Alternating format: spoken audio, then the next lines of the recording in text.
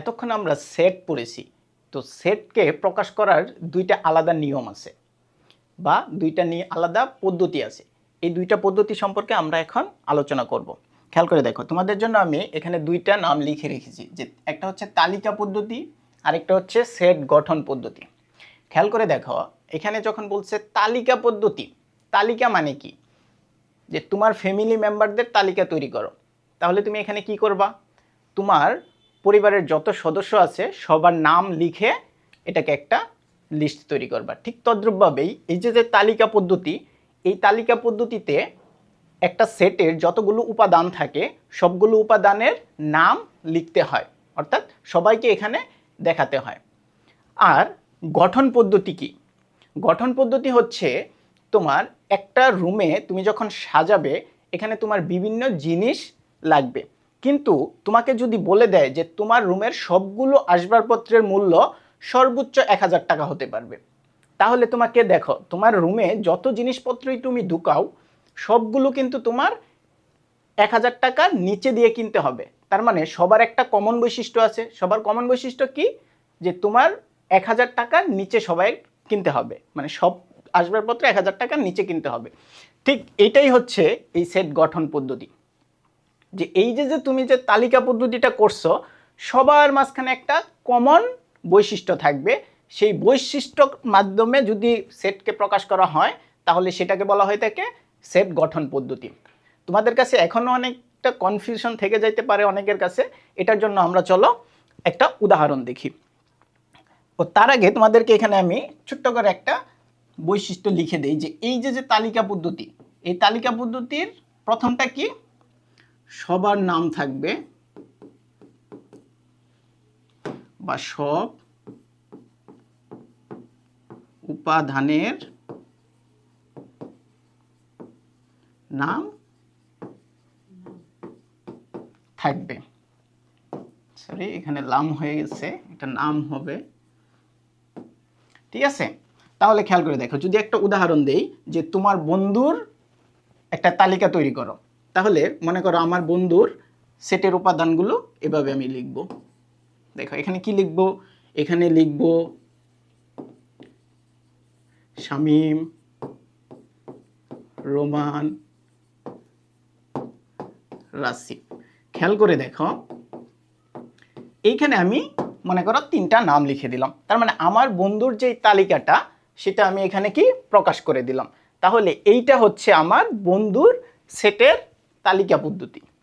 ঠিক আছে, তাহলে এখানে খেয়াল করে দেখো, এই যে এটার কমন বৈশিষ্ট্য, এখানে কি এটার কমন বৈশিষ্ট্যটা থাকবে, মানে সাধারণ বৈশিষ্ট্য থাকবে, সাধারণ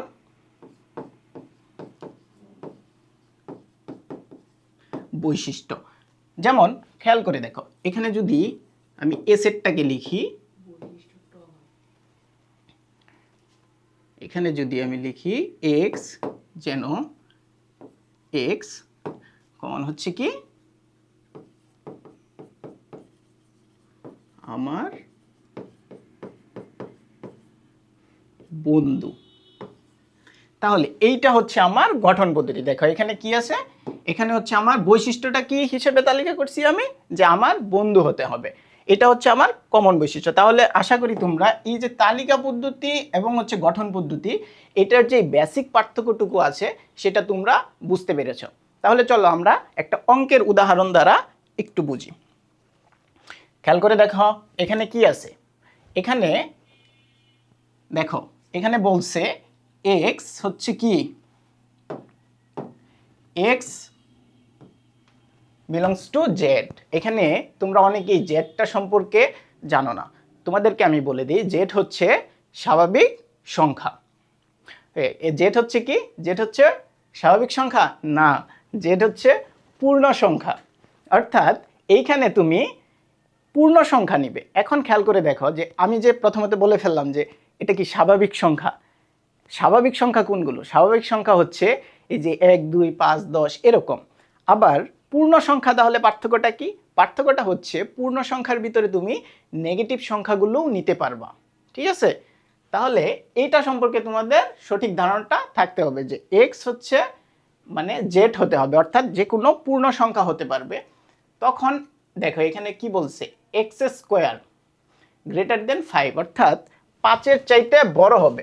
মনে করো এক্স তুমি একটা ভ্যালু নিলা, এক্স এর মান মনে করো 1 নিলা, তাহলে এটার স্কোয়ার কি 5-এর চাইতে বড় হতে হবে, তাহলেই শুধুমাত্র এই সেটের মধ্যে সে পড়বে।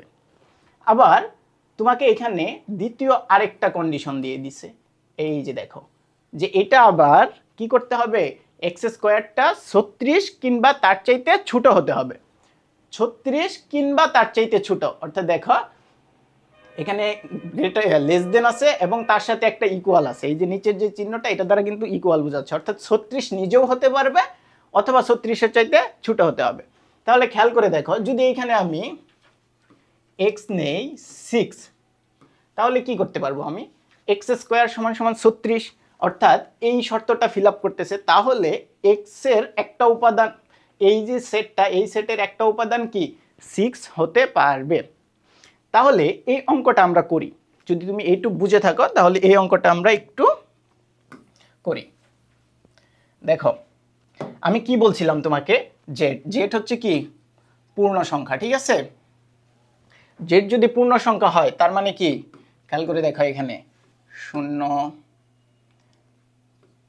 Plus minus 1 plus minus 2 plus minus 3 সব হইতে পারবে, plus minus 4 plus minus 5 plus minus 6 plus minus 7। Z মানে কি এদের সবাইকে বোঝায়। এখন খেয়াল করে দেখবা যে এই যে এক্স, এক্স যদি তুমি 1 ধরো, এক্স ইজ ইকুয়াল টু প্রথমত 0 ধরো, তাহলে খেয়াল করে দেখো তো এক্স স্কোয়ার কত হবে 0। তাহলে কি আমাদের এই শর্তটা ফিল আপ করে, দেখো প্রথম শর্তটা ফিল আপ করে 5-এর চাইতে বড় না, তার মানে এটা আমাদের ফিল আপ করে না। এর পরবর্তীতে খেয়াল করে দেখো যদি এক্স ইজ ইকুয়াল টু 1 নেই তাহলে কি হয়, x square is equal to 1 হয়, এটাও আমাদের ফিল আপ করে না। তাহলে খেয়াল করে দেখো এখানে এক্স ইজ ইকুয়াল টু যদি আমি 3 নেই তাহলে কি হবে, এক্স স্কোয়ার সমান সমান 9, এইটা ফিল আপ করে, ঠিক আছে। দেখো তার মানে এটা আমাদের কি করতেছে, ফিল আপ করতেছে। এক্স ইকুয়াল টু 3, তাহলে যদি আমি এক্স ইজ ইকুয়াল টু -3 নেই তাহলেও কিন্তু আমার এক্স স্কোয়ার সমান সমান কত হবে 9 হবে, অর্থাৎ এটাও কিন্তু তখন আমার শর্ত ফিল আপ করবে। তাহলে খেয়াল করে দেখো যদি আমরা 4 নেই ঠিক তদ্রূপভাবে খেয়াল করে দেখবা যে 5-এর চাইতে বড় হয় কিন্তু 36-এর চাইতে ছোট হয়। আবার তুমি যদি 5 নাও তখনও দেখবা যে প্রথম শর্তটাও ফিল আপ করে এবং দ্বিতীয় শর্তটাও ফিল আপ করে। এখানে তোমাদেরকে আমি একটু বলে দেই, খেয়াল করে দেখো এখানে যদি আমরা এক্স ইজ ইকুয়াল টু 6 নেই তাহলে এক্স স্কোয়ার কত পাই 36 পাই। খেয়াল করে দেখো এই যে 36, এই 36 কিন্তু 36-এর চাইতে ছোট না, কিন্তু এইখানে শর্ত কিন্তু বলে দিছে যে 36 নিজেও হতে পারবে, এই যে নিচে যে ছোট্ট একটা দাড়ি এটা দ্বারা বোঝাচ্ছে যে ওইটাও হইতে পারবে। তার মানে এটা আমার কি শর্ত ফিল আপ করতেছে, দুইটাই শর্ত ফিল আপ করতে হবে, একটা শর্ত ফিল আপ করলে কিন্তু হবে না। যদি এখানে একটা শর্ত দেওয়া থাকতো তাহলে একটা শর্ত হলেই হইতো, আবার দুইটা শর্ত দেওয়া থাকলে দুইটাই মানতে হবে, আবার যদি এখানে এবং দিয়ে আরও শর্ত দিত তখন কিন্তু এটা মানতে হইতো। তাহলে খেয়াল করে দেখো এক্স ইকুয়াল টু যদি আমি -6 নেই তাহলেও কিন্তু এক্স স্কোয়ার সমান সমান কত হবে 36 হবে, তার মানে এইটাও শর্ত ফিল আপ করবে। তাহলে আলটিমেটলি আমি কি পেলাম, খেয়াল করে দেখো এখানে আমার যদি কালারটা একটু চেঞ্জ করে দেই তাহলে তোমরা আরও বুঝতে পারবে, এটা কি আমার শর্ত ফিল আপ করছে, এটাও শর্ত ফিল আপ করছে, এটাও শর্ত ফিল আপ করছে, এটাও শর্ত ফিল আপ করছে। এই বাকি 7 দেখো যদি 7 নেই তখন কি হবে, এক্স ইকুয়াল টু যদি 7 নেই তাহলে এক্স স্কোয়ার সমান সমান কত 49, এটা কি আমাদের শর্ত ফিল আপ করে না, এটা আমাদের শর্ত ফিল আপ করে না। তাহলে আমি বলতে পারি এই যে এই সেট, এই সেটের তালিকাটা যদি আমি মনে করি এই সেটটাকে এ দ্বারা প্রকাশ করলাম তাহলে এখানে উপাদানগুলো কি কি হবে খেয়াল করে দেখো, এখানের উপাদান হবে -3 + 3 কি হবে -4 + 4 -5 + 5 -6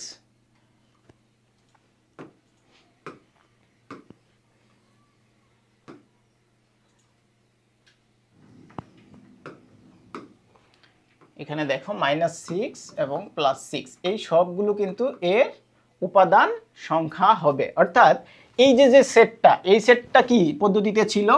এই সেটটা ছিল আমাদের গঠন পদ্ধতি, অর্থাৎ বৈশিষ্ট্য দেওয়া ছিল যে x² 5-এর চাইতে বড় হবে, 36 কিংবা 36-এর চাইতে ছোট হবে। তাহলে এই যে এই সেটের সবাইকে আমি কিভাবে প্রকাশ করছি? একটা তালিকাতে নিয়ে এসে পড়ছি। দেখো এখানে সবাই আছে, +3 আলাদা করে লিখছি, -3 আলাদা করে লিখছি, +4 আলাদা করে লিখছি, -4 আলাদা করে লিখছি, +5 আলাদা করে লিখছি, -5 আলাদা করে লিখছি। সো এইভাবে সবগুলো উপাদান আমি লিখছি। তার মানে এটাকে আমি বলতে পারি কি? তালিকা পদ্ধতি।